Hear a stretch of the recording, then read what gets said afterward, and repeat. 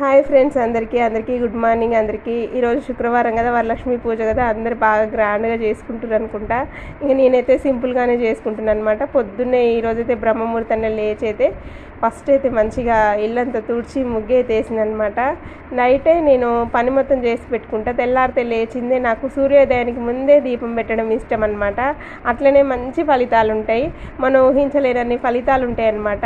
ఎప్పుడు ఏదో ఒక చికాకు గొడవలు అలాంటివి కూడా ఉండవు అనమాట. ఇంట్లో అసలుకి మనకి చెడు శక్తులు కూడా చేరవన్నమాట. మంచిగా పొద్దున్నే దీపం పెట్టడం వల్ల శుక్రవారం ధూపం కూడా వేసుకోవాలి, మంచిదన్నమాట ఇంటికి.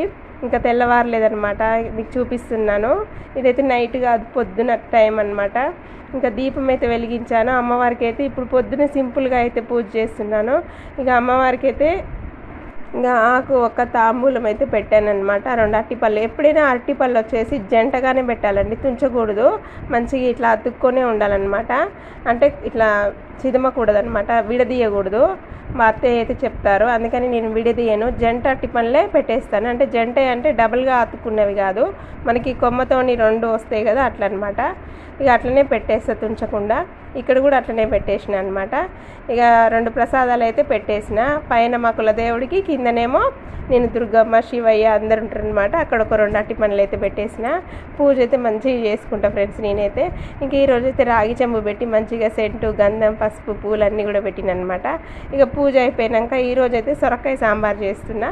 సొరకాయ అలాగే ములక్కాయ అనమాట. చాలా అంటే చాలా రుచిగా ఉంటుంది సాంబారు.